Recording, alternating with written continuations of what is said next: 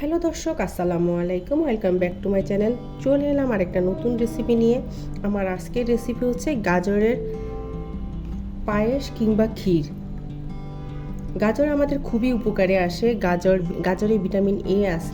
গাজর নিয়মিত খেলে আপনি লাং ক্যান্সার রোধে সহায়তা হয়।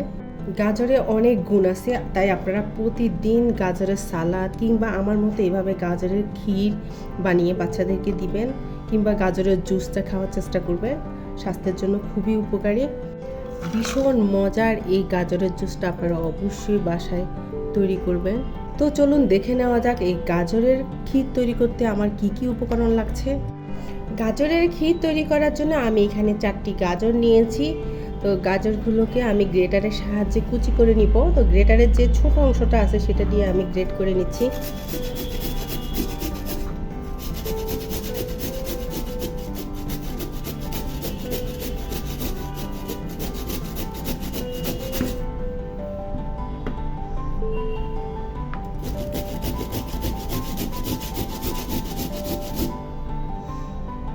তো এইভাবে আমি 4টা গাজর গ্রেট করে নিচ্ছি।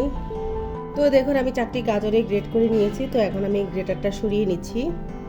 তো এখানে আমি মেজারমেন্ট কাপের হাফ কাপ চিনি গুঁড়া চাল নিয়েছি। চালটাকে আমি পানি দিয়ে আধা ঘন্টা ভিজিয়ে রাখবো।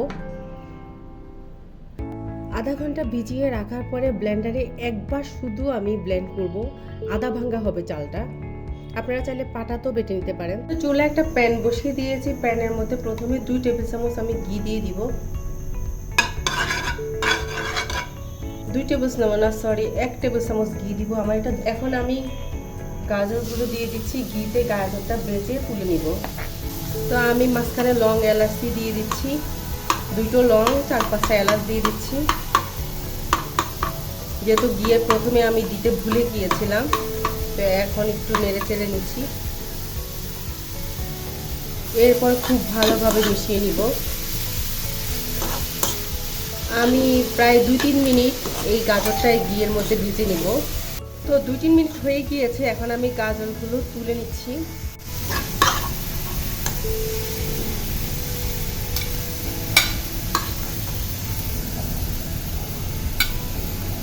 তো যে প্যানে আমি গাজরটা ভাজি করেছি ওই প্যানে এখন আমি 1 লিটার দুধ দিয়ে দিচ্ছি। এটা অরিজিনাল গরুর দুধ। এখন চুলার আঁচটা বাড়িয়ে আমি এই দুধটাকে জ্বালিয়ে 700 গ্রাম করে নিব।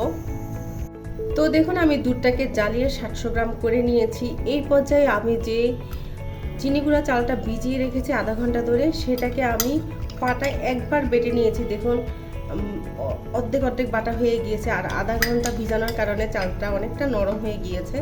তো সেটা দিয়ে দিচ্ছি। সেটা দিয়ে আমি প্রথমে 2-3 মিনিট রান্না করব।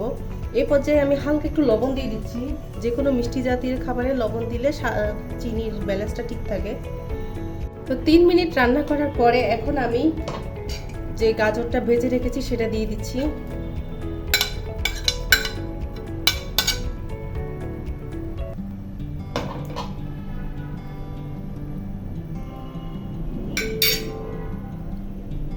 দিয়ে খুব ভালোভাবে মিশিয়ে দিচ্ছি।